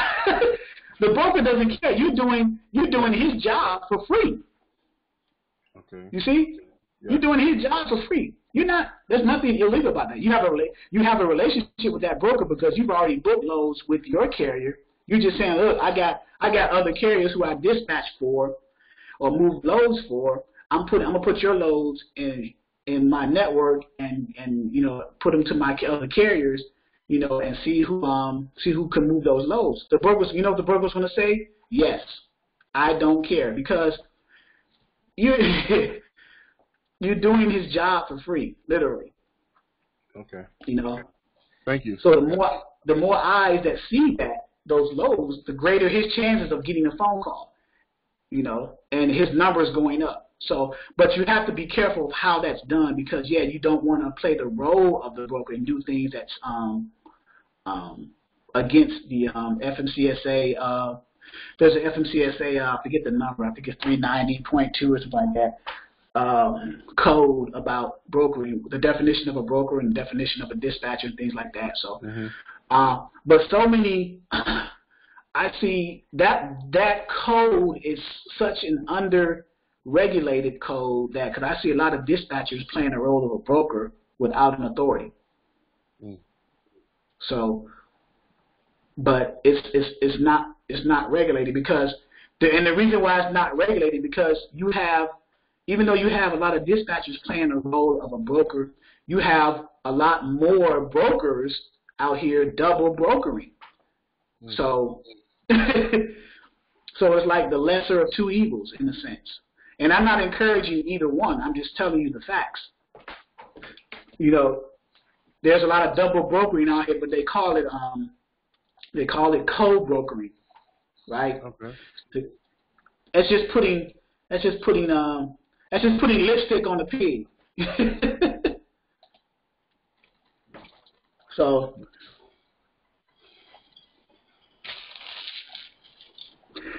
let's see. Do you have a copy of the shipper agreement you share with us? Have an individual who wants to call shippers for the call center. Let's Wash. We could always chat later about it. Okay, Wash. Mike says, watch it, Charles. I'm not sure what Mike is referring to.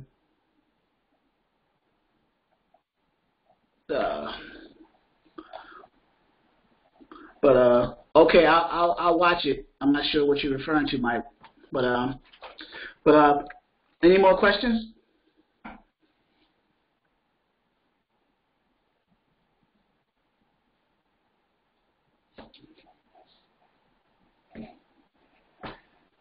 All right, good, interesting feedback today.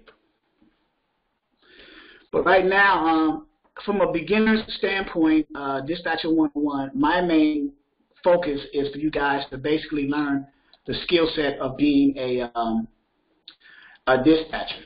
Now, if you want to learn the skill set of being a broker, then I would say get up on the training from a broker's perspective. You know, get an authority.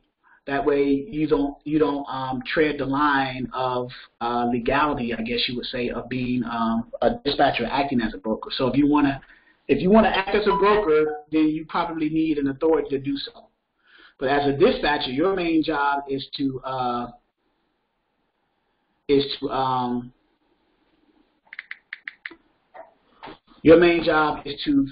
get your carriers under agreement and find those for that carrier.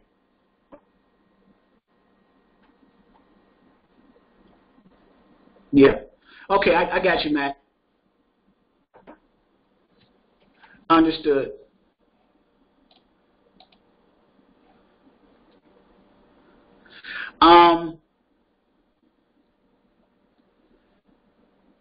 Robert, Titanium 2 LLC, this is for Mike. How soon is Mike trying to get going with the concept, with the shipper concept? So, Mike, can you unmute yourself and answer that question possibly for Robert and Titanium 2 LLC, dispatching services?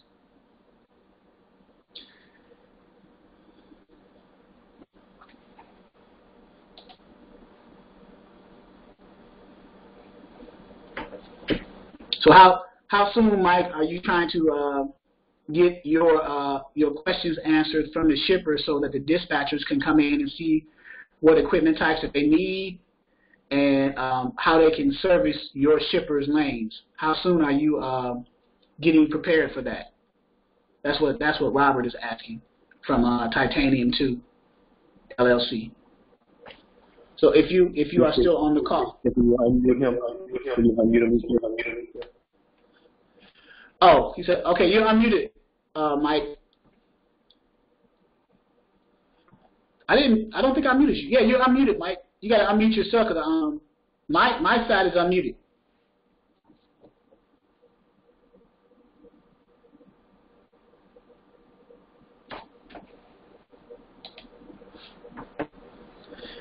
Yeah, everybody's muted except for me and yeah, Mike, you're unmuted. So.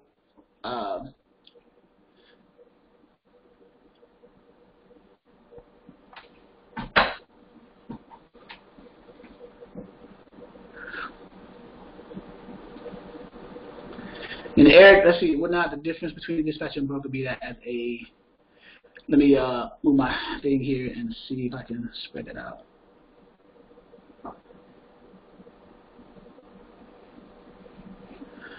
My screen is,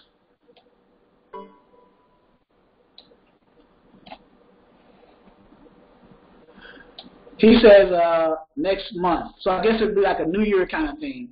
Start the year off fresh, a new year. Okay. I get it. Yeah, it's a mic issue, Mike Mac. Can you hear me? Yeah, I can hear you now. Okay, yeah, but definitely next month, I want to get that rolling. So I should have everything in place by then. Okay, cool. So Robert, so next month, so I'm assuming what you said next month, so you'll have all the answers that the dispatchers would need to help you find the right equipment and stuff like that and line them up to your shippers' loads. Correct. Okay. All right. So we'll keep following up with that. Every training we'll see what the status is, and well, not every training. I don't want to be like I'm bugging you about it, but we'll keep it. Yeah, I want to, And matter of fact, I'll let you, you and Robert, you guys can communicate. He's a Titanium 2 LLC dispatching services. You can communicate with Robert and go from there. All right. No doubt. Okay. What other questions? I think Eric asked a question privately. What not another? It's kind of chopped off. I couldn't see your the last part of it. As far as the difference between a dispatcher and broker, you're not attempting to. Is it attempting to book the load, move the load? I couldn't see that part, Eric. That question is kind of chopped off of my screen. So I want to make sure I answer it correctly for you. Would not another difference between dispatcher and a broker be that as a dispatcher you are not attempting to, I'm assuming you're asking, you're not attempting to either move the load or post the load or resell the load. Got it. Yeah. Yes. So yeah, the difference between a broker and that's another difference. Yeah, because you're not. Yeah, that's not your job as a dispatcher. Your job, basically, you have to get the best load possible for your carrier from the broker. Now, if you have to bump that up, like negotiate the load up to help your carrier to get more of the money back from what was taken from the broker, then by all means, yeah. But resell the load to like another person? No. Then yeah, you're definitely doing what a broker does, and that's not what we dispatchers, do. So that was a good question.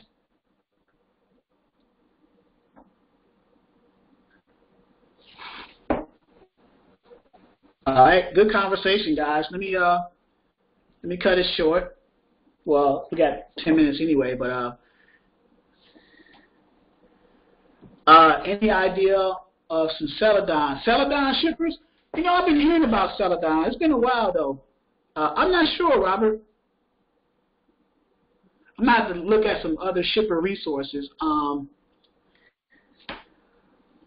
There's a shipper's purchase list that I was looking at, but I don't want to pay too much for that. And then, of course, you can find shippers on you can find shippers on Google when you look at and on they're Chapter 11. Oh, they're bankrupt? Wow. Okay. Now, I wasn't aware of that. That's interesting. Very interesting.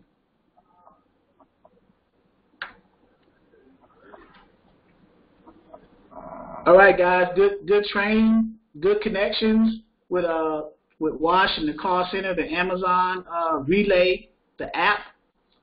If you got power only individuals, especially now, I wish we would have got it back in, got this information, or I wish I knew about it more so than I do now about the Amazon Relay back in like Thanksgiving / Black Friday up until the first of the year, the new year, where Amazon gives a lot of loads through their Amazon Relay app. We just showed you in the training how to actually go there and apply what their requirements are, and then how to actually sign up for an account so you can start sending loads.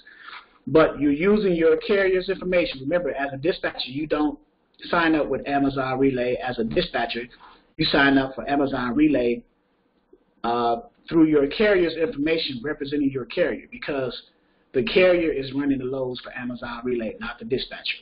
So, and then we also tried to call several carriers live, but we didn't get a chance to. Left a voicemail for one. I'm just doing a little recap now. Left a voicemail for one. We didn't get a call back from that person. I bet you anything I'll get a call back from them after we get off this training in a few minutes. And then we went over another resource. We used Truckers Path to vet out carriers, and we also used what's called DAT Directory to look up more updated information about carriers as opposed to Quick Transport Solutions, which is, in most cases, I would say 85–90% of the time is a little outdated. The companies either no longer exist or it's bad contact information. So that directory is through Truckers Edge. You go into the tools area and look up that directory and then browse for new business partners. So, and then we just answer some basic questions, how to connect with shippers as dispatchers getting shipper loads and then putting them into the network for our group. So, again, congratulations, Robert, for Titanium 2 LLC dispatching service startup. So he's looking to do big things. He is a owner-operator. He drives, so he has a unique perspective with the owner-operator. So when he's at different locations, he can communicate and get them under agreement. Also, too, the idea of actually starting a trucking company, you do not need a CDL to start a trucking company. You could start a trucking company by getting your authority, the insurance, everything that's required, and then leasing that out to owner-operators, and then charging for that. So you can have a trucking company without being a trucker. So keep that in mind, too. And then you can actually dispatch for your own trucking company, or you can broker for your own trucking company. So there's just several different ways and techniques to look at and consider when doing this. So, hey Charles, I got a question on that. Yeah. You said you can lease out your authority. Do you have to have like insurance? I mean, yes. Oh, okay. I don't mean broker's insurance. I mean drivers. No. You have to have at least the cargo liability and maybe even physical damage and workman's comp if you're going to have, like, say you start a trucking company, you have your own tractor and trailer with your trucking company, and you have a driver in that tractor trailer, then you have to have workers' compensation because you have. I know about that one. You just say you can lease out the authority. That's what I'm talking about. Right, yeah, to owner-operators who have their own truck and trailers and you have a trucking company, yeah, you can lease your authority out. Yes. But will they go under your insurance or their insurance? That's what I'm asking. You can either or, whichever one is cheaper and more feasible at that time. So, yeah, you have an option with that one because it's a specialized niche in that regard. So if you have the company with the authority, they are owner-operators, but they don't have an authority, and then you guys come together. So it's pretty much, in that regard, if they're an owner-operator with their own authority, and you come together to a trucking company to lease under your authority, but they're an owner-operator. So it'd probably be safe to say that you want to use the insurance of the trucking company because you're under their umbrella at the time. You're under their authority. So as a business person, I would rather use the insurance of the company that I'm leasing under as opposed to mine. Because if that's the case, then why if I got insurance but I don't have an authority, I might as well get an authority. So it would make more sense for me then to be under the umbrella of the company that I'm leasing under as an owner-operator. So okay, like how much they charge for that? It varies. It depends on credit and different factors. So it varies from company to company. Let's see. You pay like monthly premiums for it, liability and cargo. No, not insurance, Charles. I'm talking about how much would you charge the owner-operator? To lease under the authority? Correct. That's a percentage, like maybe 20% per gross of the load per week, 25%.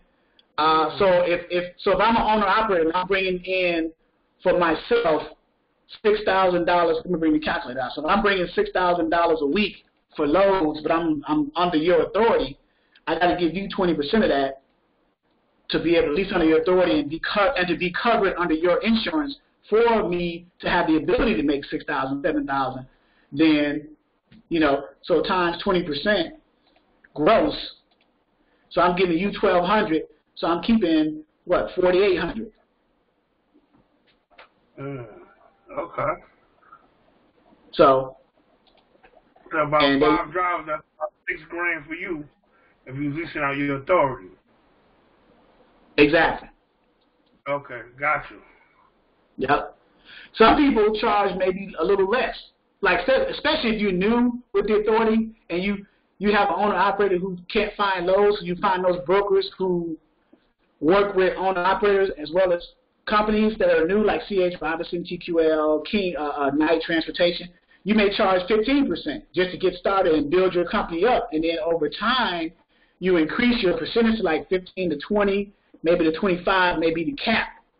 And then you just stop there. Because now you got the experience, the know-how, so you can command a higher percentage to lease under your authority. Got you. Right. But starting out, you may start off at 10, 15% just to start, to get the experience. So 10, 15%, and then you try to dispatch them too. Yeah, every time I talk to you, you give me new ideas and new money. Yeah. So yeah, you charging 10%. So those are two separate revenue streams, right? You're charging for to use my authority, and I'm charging to even dispatch you.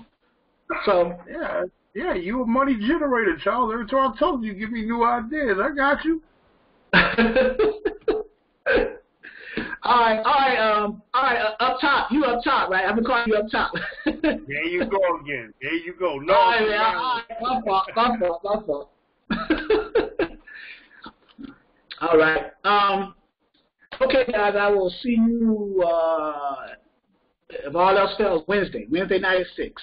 One last question. How is the mom doing? Mom doing okay. I got to take her some stuff today. She just left me a voicemail earlier prior to this training. What did she say she wanted? Oh, some kind of new style deodorant, because the other deodorant I gave kind of breaks her out. My mom is special. She's real bougie. She's in a nursing home, but she's bougie. So,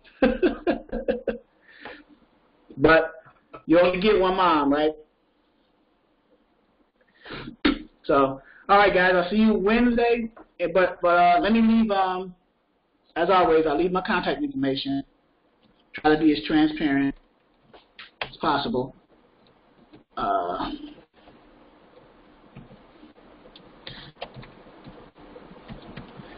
And I'm also considering bringing back up the Freight Broker 101 training. I think the first of the year is usually Friday nights, 6 p.m. to 8 p.m. Freight Broker training, the basics of freight brokering, what are the prerequisites to it, what are the basic requirements, and how it's done. So we go from there. All right, guys. Salute. See you Wednesday evening. Everyone enjoy the rest of your weekend.